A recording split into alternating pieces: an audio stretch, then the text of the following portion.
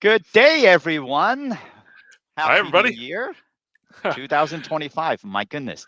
Time 25 years of flies. NetSwitch already. This is our 25th Yeah. anniversary. Oh, my Wow. goodness. Time flies. We're having fun. Jeez. Well, thank you, everyone, for joining us and to another great discussions about cyber risk governance. And I'm Stanley Lee, and we have our guest, Pam Hemmingson from Fortress Technology. Pam have been working with us for quite some time already in the third-party risk management. Sean, why don't you take it away? I can't Hello. even talk today. That's unusual, Stanley. You're always so good at talking. Hey, Pam. Glad to have you join us today. So, just sort of from the topic of the conversation and some of the uh, off webinar conversations we've had. Um, with the FFIEC and the new cyber rules from the SEC last year, how are you seeing the third party risk management being addressed by financial institutions now that those sort of regulations and rules are starting to align, although they're supposed to meet differences in the achievements or compliance? Well, before we go further, I think, Pam, why don't you give a brief introduction about what you do? I know you've been in this field for a long Yep. time, so Oh, we look that's at you true. as subject matter expertise. So this is I how just we assume why that we everybody bring. knows Pam. She's joined us before. Sorry, Pam.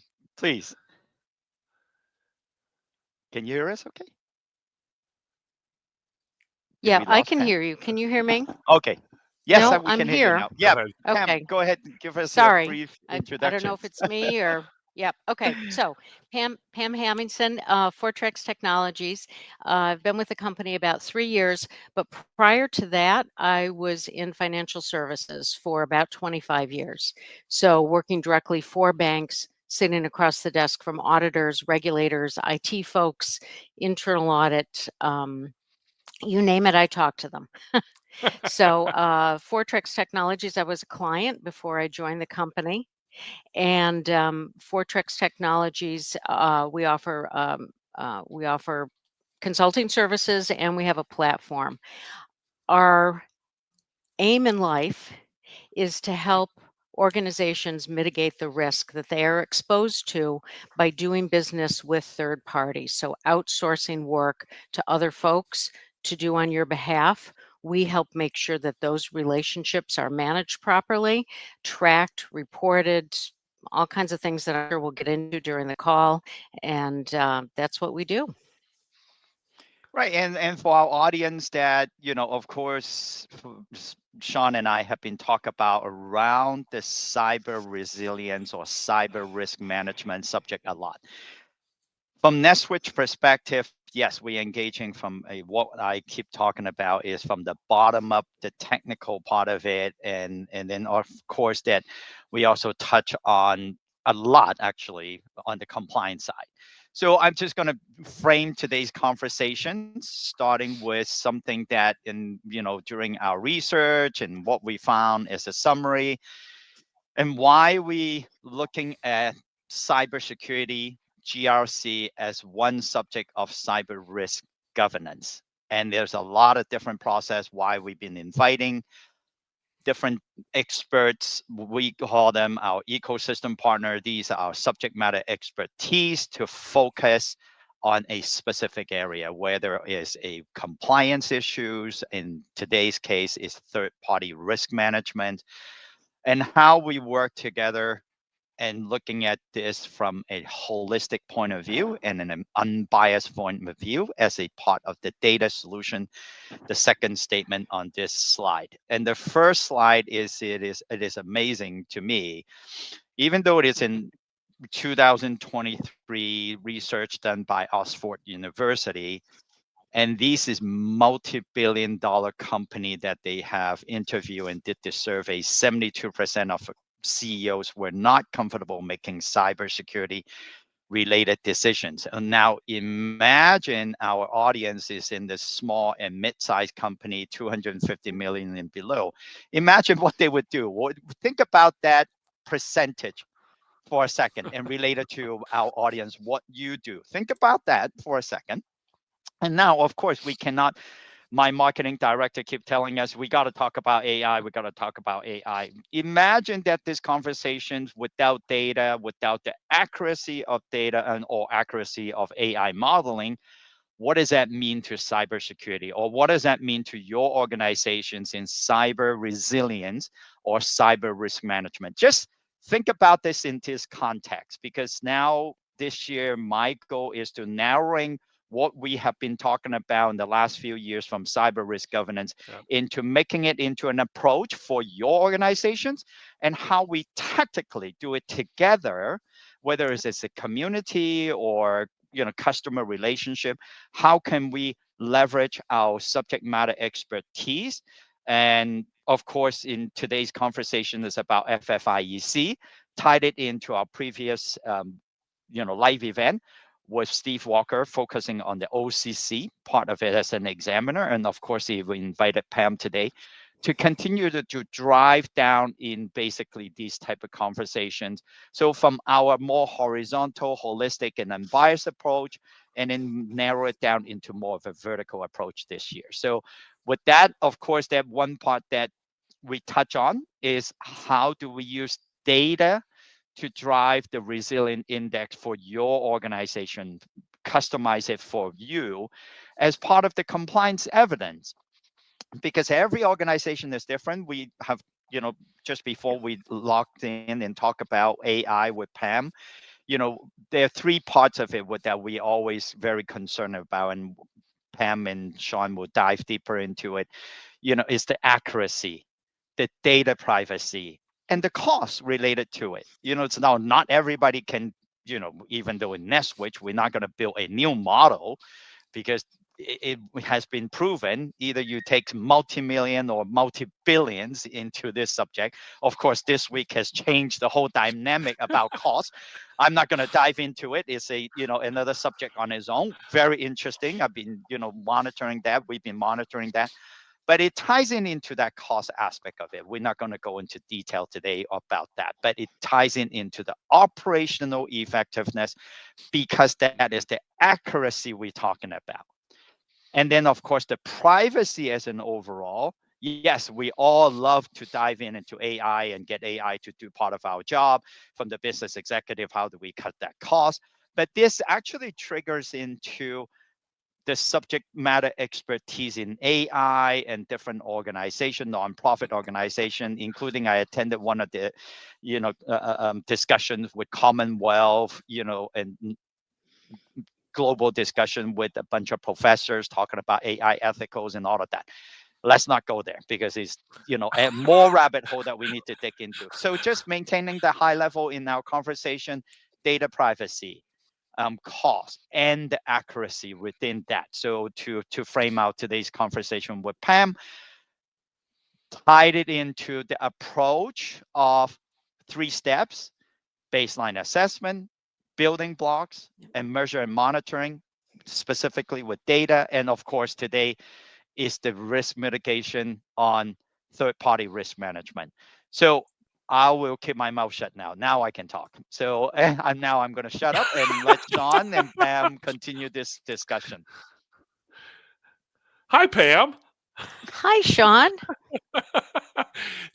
So, what have you seen in the evolution of the approaches for financial institutions to meet the regulatory requirements of both the FFIEC and the SEC when it comes to third party risk management? Sure. Well, so one of the really good things that happened, probably about, let's see, a year and a half ago. So it was summer of 2023. All the regulatory organizations got together to try and align their requirements, because everyone was a little bit different and it Right. created a lot of confusion. So they're all pretty much marching in the same direction at this point, with similar deliverables.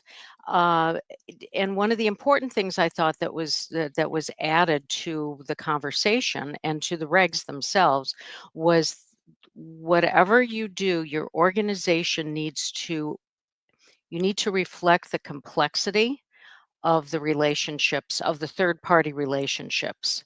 So if Okay. you've got a really straightforward, use of a particular vendor and their product, you've got one product, it's all pretty straightforward and simple. If you've got another vendor that you're working with a that you've got 5 products, and the 5 products you've purchased from them are spread out across 20 different business units, that's a whole other conversation. And so the the the regulatory community, and I think this is the right approach, is that let's look at what we've got. Let's look at the complexity and the severity of whatever we're using from that third party, and let's build the program. Let's build the right program for the right use case, and not So just throw Jello at the wall. yeah, Yeah. and based on that complexity, one of the rule that because next we talk about acronym battles.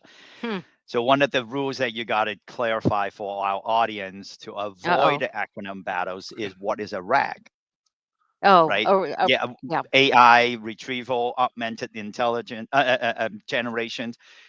But of course, in my 30 years experience, why we need to clarify that, I give you a very basic example from years ago, ATM. So when I was talking about ATM, people say, well, what? Yeah, we got ATM all over the place. I I was go put talking my about card in and it gives me cash. yeah, and give me cash. But I was talking about asynchronous transfer mode because I was from the Yep. telecom world, and that was so. Let's don't forget, and that's part of making everything so complex nowadays. Yep. And my marketing team, my marketing director loves me because I keep telling him, hey, I hate marketing because it's part of it's like exactly what you said, Pam, is throwing Jello onto the wall. Let's see Yep. which one is sticks. Yep. But of course, we know there are certain part is necessary evil that we have to address. And now back into the conversation about third party management. So you and I, we talk about with Sean about how can we help bring value to our customers when they have so many acronyms that they have to Mm. address, right? And of course, AI is just the newest one on the market space Yep. nowadays, but which is something that I already said several years ago. That no, please don't talk about AI. It's been around for decades, as Mm. old as I am now. So let's give me some context. Which part of AI are you referring to? So which is ties into what you're talking about, the RAG, and the RAG, the what you and Sean just pointed it out today, but I told him it's like, hey, it's garbage in, garbage out, has been Yeah. around again for decades. So what is new about this? We know that from the accuracy point of view, whatever you're feeding into the rack, which is part of AI for our audience sake, it is part of what I'm talking about is processes. If you're expecting a human being able to deliver certain things for you because you pay them, you hire them, but how do you verify that human being and that's human capital to Mm. do the right thing for you? Yeah. Same thing as AI. And this is part of what I'm keep breaking it down into the rules of threes and try to make it simple from a consultative approach. We are not consultants. I never try to use the term consultant in our marketing library because I'm not the subject matter expertise. I am Yeah. a generalist from a technologist point of view, NetSwitch point of view, from how can we leverage what is available, not just in the market space, but also within the organizations to make everything more operational effective. Yes, there might be additional gaps that we have to address, and that is one part. Now, tied it into what your expertise is, Pam, and tied it into what you're talking about, the general, the organization and versus the general part. Now, go into deeper into that. How does your solution or your consultative approach to help the customers to address their FFIEC requirements? Sure. So, and I want to rewind just a moment. You talked about treating AI like an employee, and I have thought about that back in the beginning when AI, I don't know, 5 years ago, and everyone's like AI, what's AI, and now everyone's we're using AI. um, to at least mentally approach it like this is another employee. And really, AI or any of the tools you use, right? That's here to serve your organization. So, yeah, I just wanted to throw that out. That for me personally, thinking about AI like an employee, a highly productive employee, hopefully, but that Very helped good me. point. Yeah, right. But that helped me think about how do I manage it. So anyway, so there's that. Well, and to Um, me, it is part of the third party risk. And that's yep, why I asked and reframed that conversations for, from my point of view, I'm looking at AI, it's a third party risk because there are two yeah, parts. One, I'm going to treat it as an employee. I'm going to tell it what it should be right. You helping tell me it to what do. to do. Yep, yep, Right, And right. I would characterize AI in its maturity at this point for what businesses are doing. It's really more a well-trained intern. It's a grad Well, intern. thank you. It's smart Great. enough, but it's not an employee. It doesn't truly yeah. understand your organization. Thank you. Thank you, Sean. And that's my second point I was alluding to is from a third party risk management point of view, with that intern is not my staff. I cannot dictate or demand what is doing it for me. So what would be that process to making sure that it address my operational effectiveness, which to Sean's point is the accuracy for me. Because Mm, if that doesn't do the right thing and I don't verify what is doing, the output to it, it becomes a risk to my company. And it becomes well, a yep, risk to all my clients because if ChatGPT is yep. making a wrong suggestion and wrong predictions based on this algorithm or whichever model, from Entropy and to Gemini, whatever that is. But because I rely on this staff or intern so much, I don't check his work, and now it becomes my liability. And would that be a, penalty on the FFIEC ruling? How would you look at it from an examiner point of view? Because now it contextually correlated into the compliance requirement. Well, that's it, right? So, and so part of that is, what are the controls around that intern?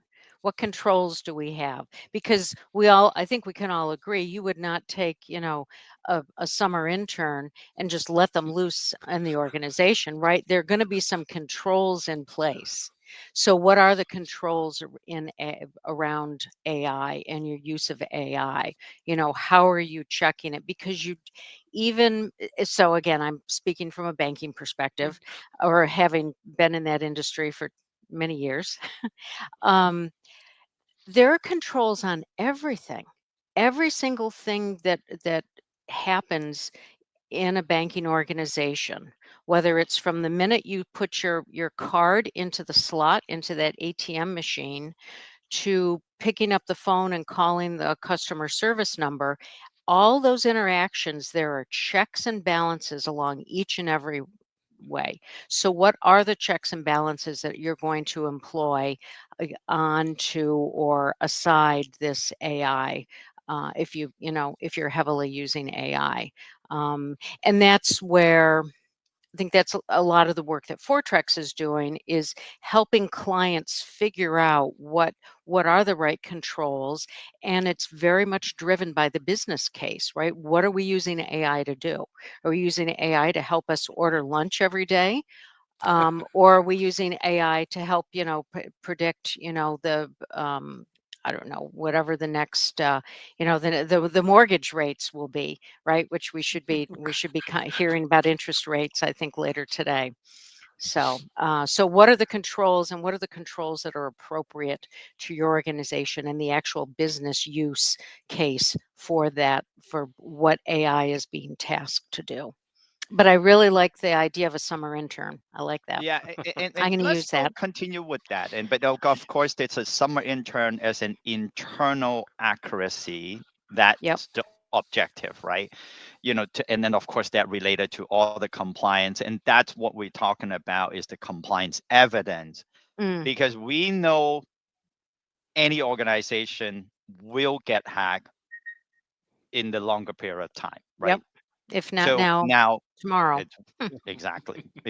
If they might not even know that they Yeah. already been hacked, and that's what we go back into earlier. I put on that slide with that 3 steps process, baseline assessment. So now with Sean, that you can talk about and bring up, share if that the NCSR.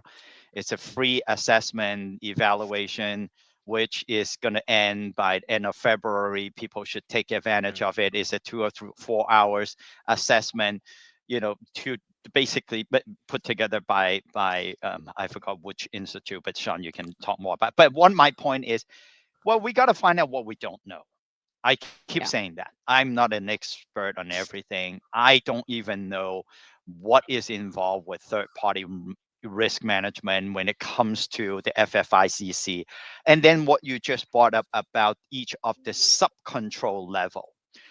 And that ties into what NetSwitch have been doing. How do we measure against a particular benchmark when we don't know Mm, what we don't know? So yeah. that's why we measure against CIS as our benchmark, just one of them. And then how can we do more over time with data analytic, AI, all of that? That's a different subject. But starting with the benchmark, well, how do I know that I'm addressing what is being required as a third party management when we cannot afford to keep hiring consultants Yeah. and help us? And I think that's where your platform comes in. A, you know what, it's not necessary that we got to put all our effort, all our budget into this consulting process. We got to break it down into the smaller bite size. Let's first engage with the baseline assessment, find out what we don't know, what the companies should be addressing, but then tied it into the budgeting process. Now we even break Mm, it down from the C-suite level. Let's look at the mid-tier level management. They have the mandate coming from the top to address this compliance. They might and they might not have an internal auditor or compliance officers to guide them. Then that's why we're taking the CIS benchmark as one of the guidance because it provides certain benchmarks. Now we put it into the contextual correlations. What we address is called a compliance tethering. Less tethering alignment between FFIEC, third-party risk requirement. Where does it fit into the CIS? And now let's prioritize it. And this is where your expertise comes in, and then come in focusing and addressing those sub-control elements. What should be the priority if I get this correct from your consultative and then now how can we measure and monitor it? And it becomes part of the roadmap. And of sure. course, I want John to talk about that roadmap, free assessments Well, from our government and all of that. But right. yeah, please, Well, Pam, go ahead. I just wanted to insert something here. So one of the things that we do as part of our assessments, with the Fortrex assessments, is we identify, and I think this will speak directly to your question, how do I know what I don't know?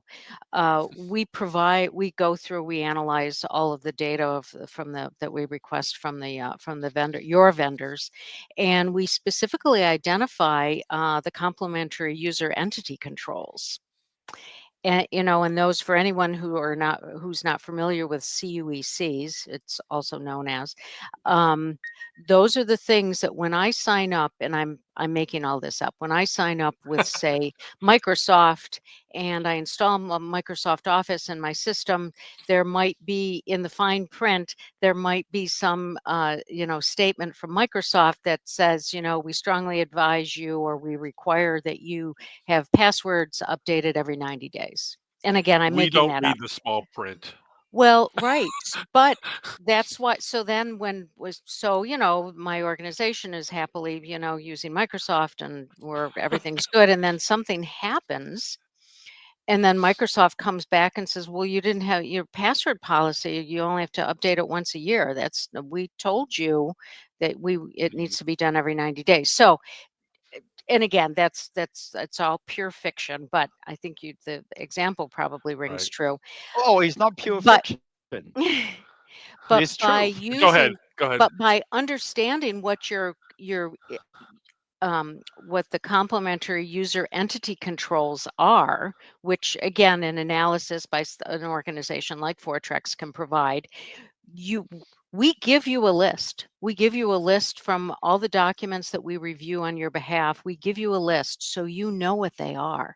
And you can then turn around and go to your IT department and say, this is what, if we're using Microsoft is telling us that these are the controls that we need to deploy. Microsoft isn't going to do it, but it's protecting us. It's like, I don't know, buying a dog and putting them in a fenced in backyard, right? Then it keeps my dog safe and it keeps everybody else safe. So, but if I don't know that I've got these, that Microsoft is suggesting or telling me that I have to do these, deploy these controls, then I've left the fence open, right? Literally. And that's part of why I said it's the truth, because that becomes the part of the compliance evidence. Yeah. And I spoke to, you know, mom and pop shop Yeah. that they might be offering their services to the consumer level, but meanwhile they might be collecting the PII, the privacy sensitive information, so and in California in particular. So I share this knowledge Very with a high group. standards there for privacy. Yeah. I share that with a group of, the mom and pop shops, the restaurant owners, and all of that. Yep. Well, you can say all day long that, hey, I'm a small businesses. I don't know what to do. I have no idea what I needed to do. But on the other hand, on the compliance requirement, already telling you these are the things you should do. Controls, subcontrols, down into element. As a business owner, it's up to me to make sure it's my responsibility. Now, Yes. if I got data bridge for, because I didn't implement MFA because I using simple Microsoft, the platform of Microsoft or Google or whatever, and I got data bridge because of the phishing emails and all of that. Do you think CCPA or California Consumer Privacy Act is going to let me off the hook? No, No. at least they're gonna put on their book. They're gonna slap their book onto me. Stanley, did you do this? Did you do that? Did you do that? And it's up to me to bring out all those evidence. Hey, I have tried everything under my budget, under my resources. These are the things that at least that I try to put the fence around it so my dog won't go out and bite anyone on the street. But Right. you know what? I gotta work. I gotta survive. That's all I have done. And the law might let me off the hook. Might might not be.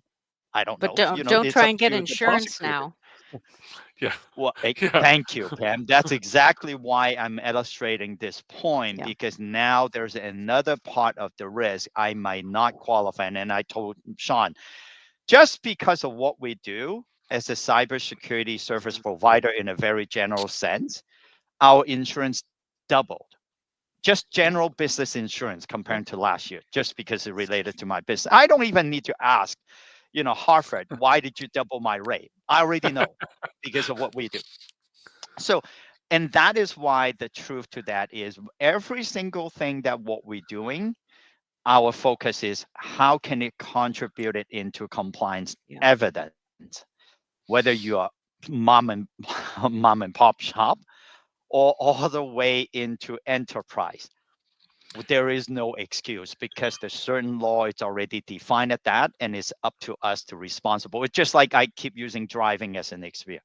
Do I need insurance? Yeah, I don't have to buy insurance until I get into accidents. I'm a best driver. I never had a record in the last 20 years, so I don't need to buy insurance. Well, you know what? That is part of the risk Yeah. management that we have to think about how to put that into perspective. Sean? That's an excellent Yeah. analogy. Yeah. I like Yeah. that. I'm going to use it. So, Pam, That's why we're using having this your discussion. We're sharing our insight with our audience.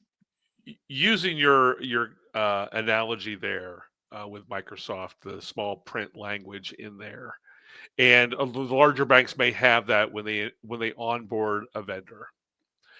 So the requirements are not just in the onboarding process for this review to go through. It is an Right. ongoing process anymore. Absolutely. And so this continuous evaluation of your third parties, what sort of KPIs should the organizations be setting, and where do they kind of look to kind of come up with a general score to evaluate whether a vendor is a risk or not? And how do Sure. you know if they're doing the regular update or changes to their passwords as you require? How do you evaluate that continuous? Because they could say they require it.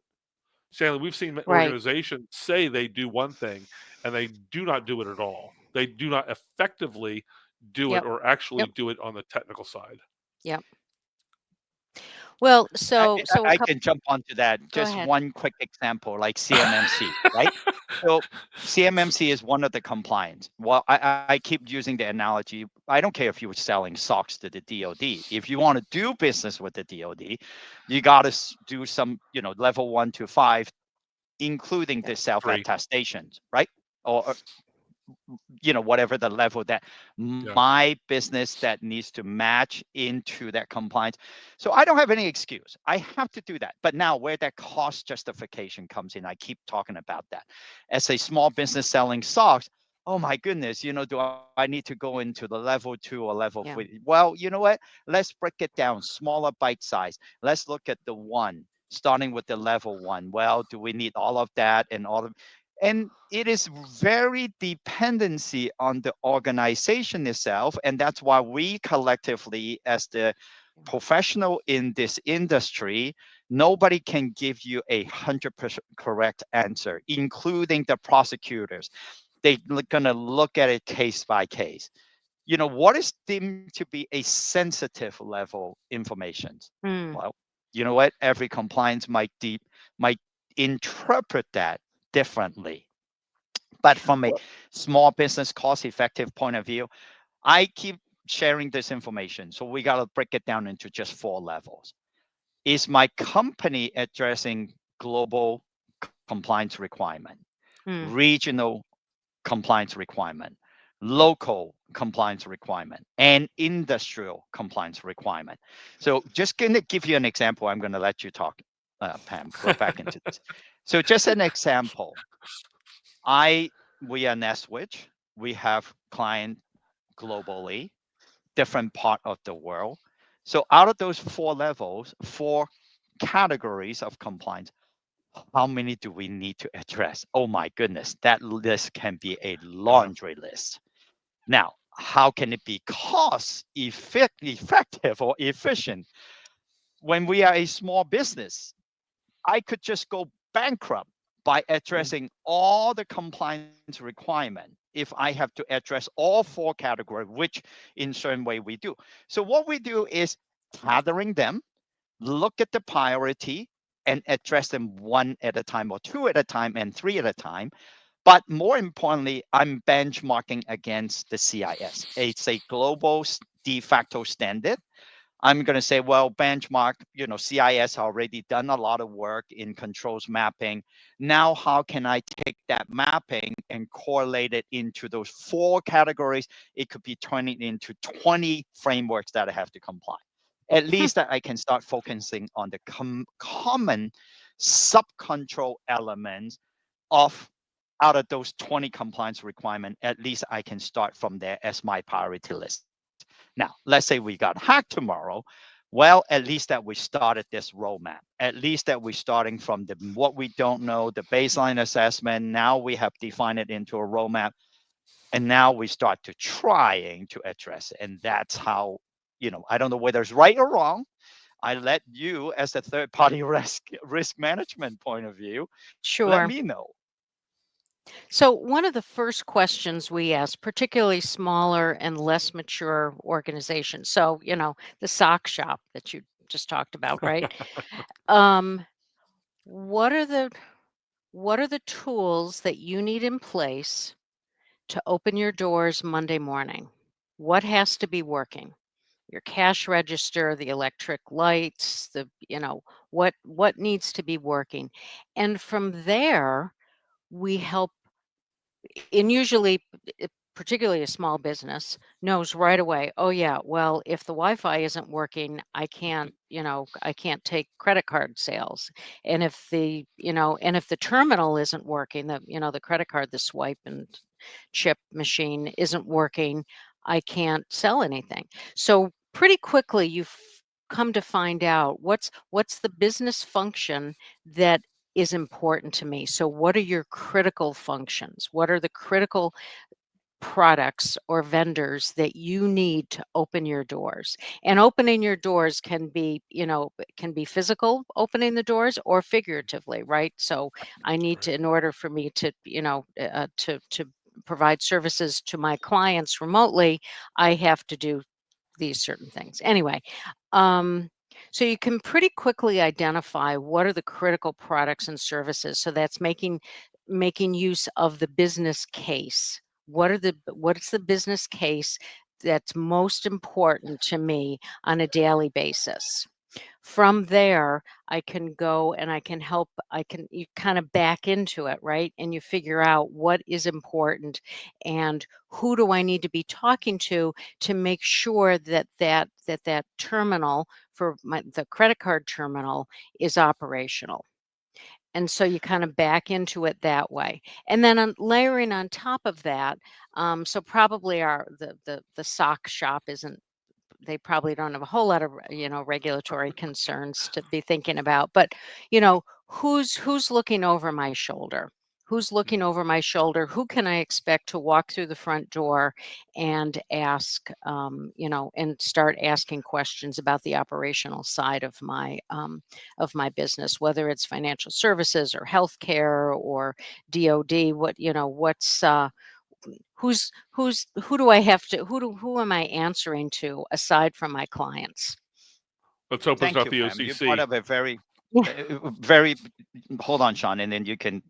So you But brought a very good point. We've been offering. So for the audience that are listening to 37 minutes into this live event, we've been keep offering business impact analysis. We put together a playbook by contribution of one of our member, Mr. Mike Hager, who's happily, with his 40 years of experience, who's happily to share his expertise as just to open up this type of conversation. Right. Well, of Mhm. course, ultra small businesses, they don't have that need because the complexity is a lot simple. And that's what Sean keep talking about.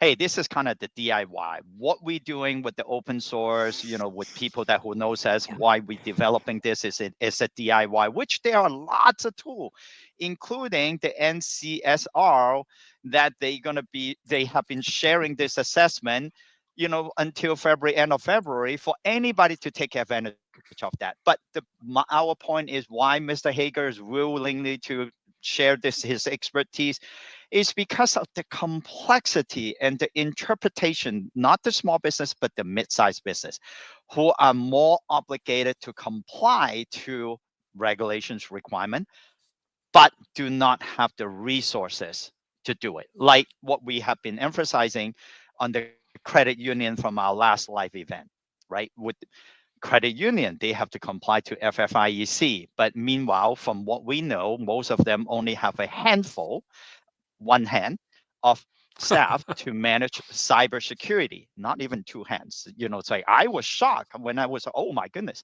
it's a credit union. They're managing might be multi-million, multi-billion dollars of access in regional bank, but they still have that obligations, which a lot of time, and even in the OCC in the older days, they offer assessment for free. But how many people can take advantage? It all comes down into the resource.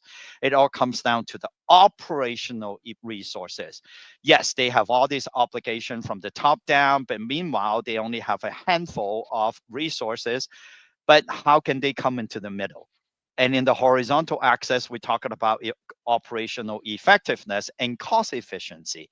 So how can they come into what we talking about as the sweet spot, right? So this is starting from a very fundamental business impact analysis playbook, which we offer for free. Nobody wants to take advantage of it because it's the lack of the resource to interpret what it means for themselves. And that's why The biggest challenge is not about what is the knowledge out there, but how can they execute all these things. And that's why we built this cyber risk governance in the LinkedIn group to share these insights. But then in my experience in the last 30 years and 20 odd years in the cybersecurity, a lot of times that we go back into, and Pam, you know that when you go into examining and talk about this cyber risk, well, the easy answer is we don't have time.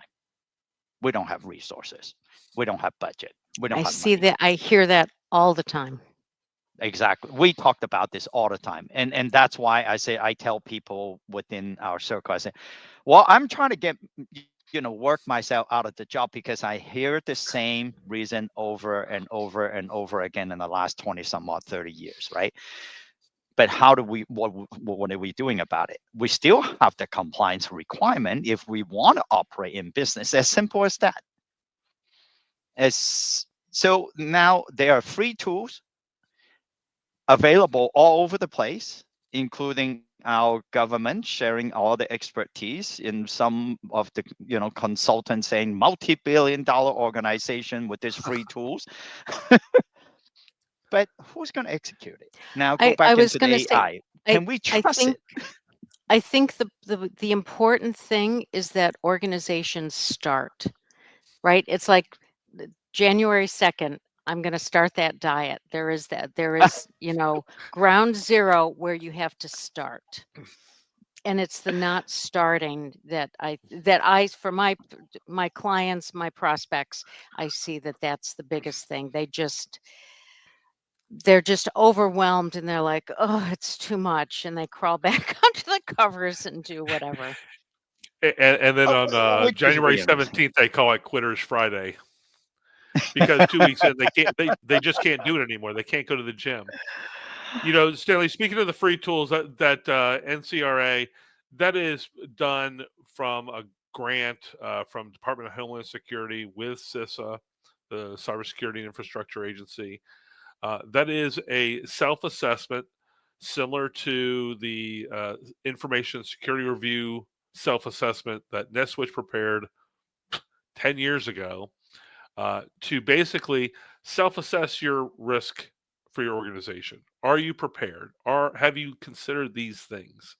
And if you haven't, well, now's the time. It's still January. It's still the start of a new year. Address some of these things, and you don't need to tackle it all at one time. As a matter of fact, NetSwitch put out an article right at the new year.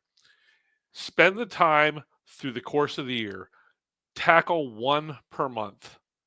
By the end of the year, look back on the year as part of your review process. Where are gaps? What do we need to improve? And you set your to-do list for 2026.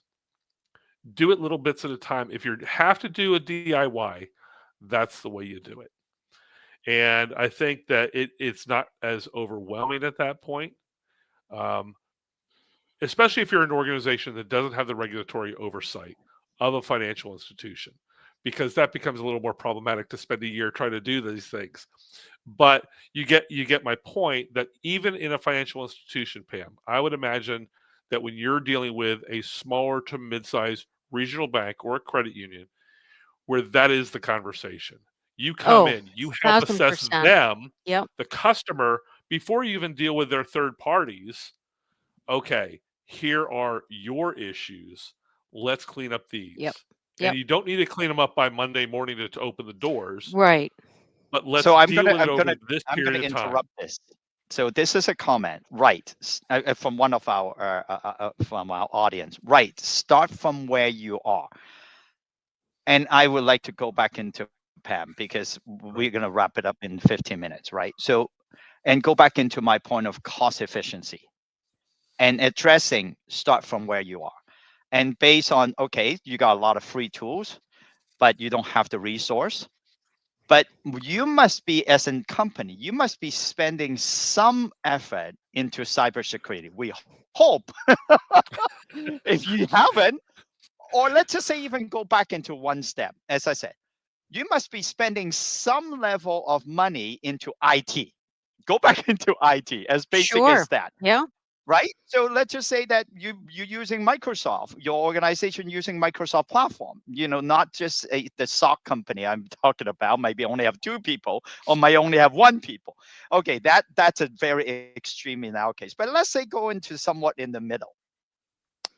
In the middle, that you already have IT. In the middle, you already have somewhat of a cybersecurity solution, whatever that is.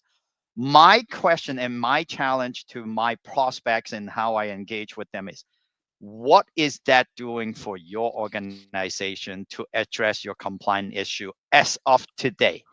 Do you know the answer to that?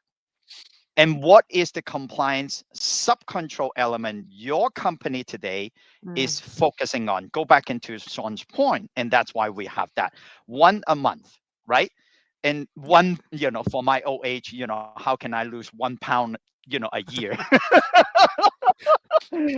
Up and down, up Hey, and it's down, still up and my down. goal. I lost 20 Exactly. pounds. Hey, Pam, that's real. That is realistic. It's up and Yeah. down, up and down, up and down. Yep. But Yep. because of the environment changes, and to your point and to that analogy, every time when I travel to Asia, I probably gain 3 pounds because the food is great, right? So then, and I come back, oh, I got to try to lose that 1 pound. Yep. How am I going to, it's going to 1 pound a year. And that is same thing with cybersecurity. So I keep telling all my prospect, my client, and everything, we're not trying to address everything with a silver bullet. So that's the first Yep. expectation everybody has to set in mind. Second thing is, what have you done today that is driving to that compliance sub control? And as part of the risk mitigations that you and I put that slide up on the very front, that risk mitigation. Now, today, we're talking about third party risk. And that is exactly what Sean's point is, that one objective. And now you're the subject matter expertise. We just want to shed that 1 pound, reduce that 1 pound, or that Right. one risk at a time. So, Pam, I'm going to bring the KPIs back into this conversation once Okay. again. So, from your perspective, how do the financial institutions establish that 1 pound KPI for themselves, for their vendors over the course of the year? Do they benchmark it against their business objectives? Do they benchmark it against the compliance objectives? Hopefully that's been a marriage that they've got, right? Because Fingers it crossed, should cut right, right. right? Um, usually we see, so at Four Tracks, usually we see, for the most criticals, you do kind of a sanity check once a year, right? Like a broad-based sanity check once a year, uh, because your most critical services are probably large, complex installations into your environment. So you're not going to oh, and again, I say Microsoft and just to pull a name. Oh, Microsoft had an outage this afternoon. We were down for 20 minutes. Um, Am I gonna then take a year to switch out Microsoft because they had some sort of an outage? No, I'm not, because this is a large, complex installation in my environment. So then what do I do? I've had several outages over the past 6 months. I'm gonna start a closer monitoring program. So getting back to your KPIs, right? I had it set up for, a deep dive once a year, but yeah, this component of it doesn't look very good to me, and it's becoming more and more problematic. So maybe I'd, do a deep dive once a quarter or once a month. We see this a lot with startups. The startup Mhm. may have the coolest and best software out there, but their financials are lousy because they're a startup, Mhm. right? They're still in, Right. round one of funding, but I want to use them because this is a great platform that they have. So how can I mitigate that risk? All right, I'm going to check. I'm going to ask for their financials once a month. I'm going to have my IT team confirm that all the Right. controls that we put in place, that they're looking at those things. So we really Fortrex really wants to help the client understand where they are at that given point in time, and then set the correct KPIs, or correct controls in place to meet that business case. Okay. And Oh, good. one of the comment from our audience is saying, I think that kind of address what you're talking about. Lessons learned are a Mm, great place. yep. That comment, right? So Yep. I would take it as it's a great place to start, and exactly that's what we have been talking about. How do we measure from the bottom up? Because Mm, your organization already spent in an IT, your organization already spent in some level of cybersecurity. What does those tool and what I refer as process the data, not the sensitive data, but what have been those tools that already you invested the money as a company, and what is those numbers, those data contributing into the governance, risk, and compliance objective for the organization. So let's look Right. at that and what, Pam, you have talked about in on an ongoing, depends on the budget. well, Some might be yeah. once a year, some might be ongoing And to come to I want to come conclusion. back to that in a minute, Oh, but great, go sure. ahead. Go Sorry. ahead, go ahead. That's it. Well, Come to so one the of the North things Star. Yep. one of the items we're seeing more and more of, one of the requests from our clients is continuous monitoring, right? So is there a requirement for continuous monitoring, making sure that this particular process from this third party is not only up and running, and my pipe between our two organizations is open and working properly, but what are some of the other things that may be happening to that supplier, that third party vendor? So I'm seeing more and more clients becoming aware that, oh, I didn't know that SolarWinds had this massive outage. That's a bad example, but what, so how can I understand that? How can I, as an organization, be constantly on the watch for, SolarWinds type events, and its impact across my organization? So there's some new services that we're offering our clients to address that need for continuous monitoring, because you can't have somebody, just sitting in front of the computer googling, you know solar winds, every 5 minutes or so. There's a lot of automation that goes in there, and you need to understand, what's happening with all the, with all my third parties, and then their third So parties, right? My fourth parties. Right. and SolarWind is a great case for us to demonstrate about cyber insurance costs in that one aspect Mm, of things because it yeah. has that impact. But what you're referring to is I quote back, I'm old, as I said, older case in 2013, the Target case Yeah. that was hacked through the HVAC vendor. And then Yep. from that point, it gains the crown jewel of targets, right? So we know that has been a classic book case studies on the third party management risk of, in Right. this case, Target through an HVAC company that it's a mom and pop store, it's a small business, right? It's a small business, and that trigger into the whole cyber attack. Yep. And I use that as of today as part of my educational process with my students, my mentees, and anybody willing to listen. As I said, that I share that with them. And the significance of that is one is elevate cognizance. We don't know what we don't know. Let's Yep. find out what we should know, because now it ties it into part of my business as compliance evidence. I cannot go to the prosecutors, oh, I don't know. It's just like when I got caught doing DUI or driving without without insurance, and I got caught, and I can't say I don't know, right? So that's part of it Yeah. in the mindset that we need to, the business executive board of director needs to think about that, because it's affecting their business. It impact directly to the bottom line, because we see that from the SolarWinds case, which Mm, triggers into the cyber insurance. What I just talked about is now doubling. If you can even get that kind of cybersecurity, for the startup that you mentioned.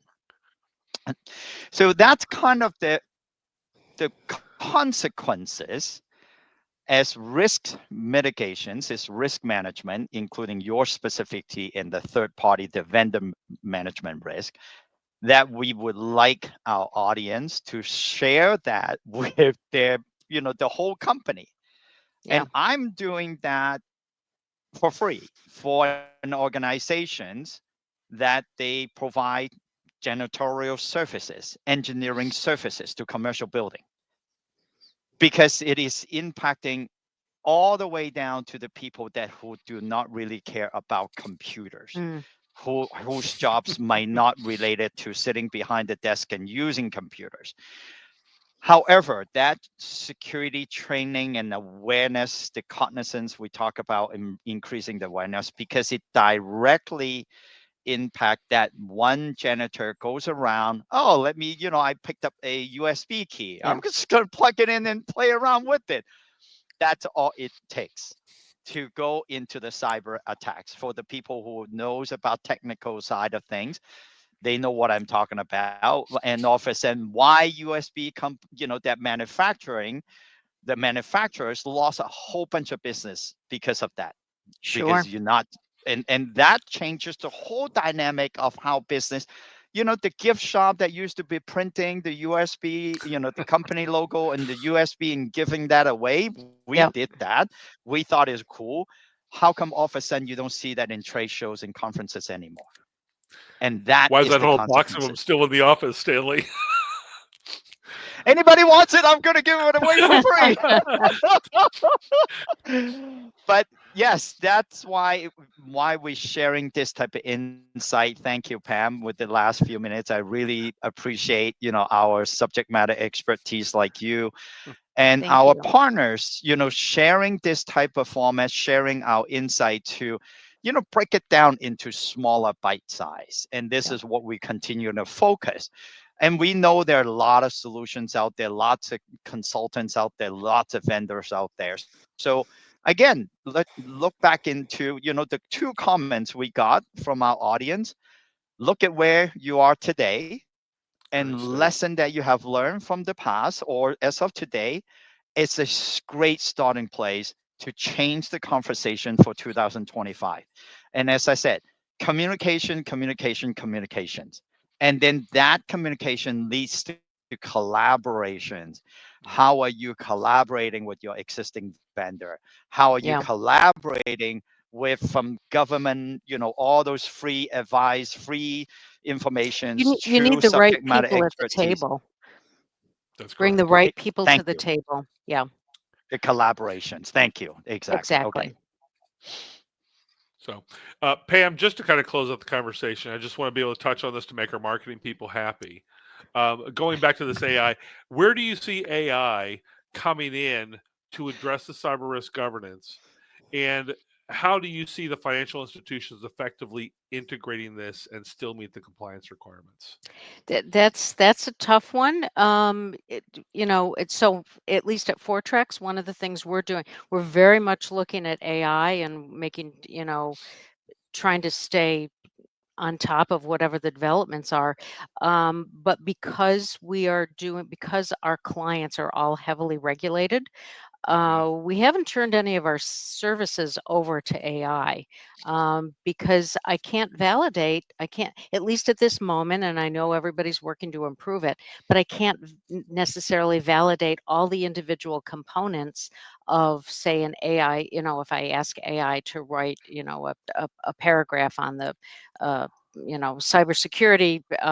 Um, Posture at a certain company, right? Because it's only publicly available information. It's only what's out there. And at this moment, I see AI as being a bit of an echo chamber. I don't think so. It's that summer intern, right? That summer intern's going to Yeah. come back and they're going to parrot back to you whatever they heard at a meeting that you sent them to. So how do we mature? How do we take advantage of this? Because this is going to be a huge advantage. Yeah. But at least at this moment, Fortrex is not relying on it yet. We're investigating, we're kicking the tires, we're testing it, but we're not using it at this moment as part of our service offering for our clients. as Stanley mentioned before, we're a little bit tired of AI. We've been using AI within cybersecurity for, gosh, the last 7 years at least, Stanley, Yeah. right? With an AI SIM. Yeah, Um, 2018 with Watson. yeah. Mm. But the commercialization of AI to a broader market does bring some opportunities. It is still at that Yep. intern stage in development and availability. But a couple of things. One of the things that we're looking at is with one of the open source products that NetSwitch is developing is building the model for domain specific reasoning, Mm. so that you would have a Yeah. model that does help evaluate for financial institutions compliance to a very specific domain. But it is going to take some training and education on the models to be able to do Well, that. I think that's it, right? You've got to train it, you've got to teach it, just like that intern, right? And You you know, you do, but that is progressing pretty quickly, yeah, especially with the way people are learning, and there are prompt engineers out there to be able to write the prompts correctly to train the models. And then the other thing is, and the last thing is, AI is only AI until we trust it, and then it's going to become automation, which is what we have all had in our organizations for a sure. number of years. Yeah, So that efficiency is going to be there in time. yeah. Stanley, I know Trust you but probably have a verify. lot more Let's to wrap it up. say. Yes, that's it. There you No, go. yeah, we got to wrap up. Trust but verify. So yes, that's part Yeah, of what I call it the augmented intelligence for many years, because right. we have to do it to verify, just like our intern, just like anybody we work with, And is that's what we we got to see the value verify of the the work. tool is that it can do the analysis and evaluation, but it can't make the decisions. It's still going to have to throw Mm, it back to you, Pam, who's exactly. a Yep, subject matter expert, to read it. yep, yep. Does it Well, make that's sense? it, right? Yes. Or no, this thing's hallucinating. Yep, It's not correct. So, yep. it's All just right, going to be thank able you, to make Pam. you On more that note, efficient. we let our audience to go Thank you. back and think about it and work with their interns, the AI interns. That's a new The term Yes, AI. again for marketing I people. like that. Yeah. All Rather than right. AI agent is the AI intern. Thank you. Thank you, Pam. Really Pam, thank appreciate you. it. Thank you, audience, for Thank Take care. you. listening. Thank you, Bye-bye. Be everybody. well. Until next time. Thanks.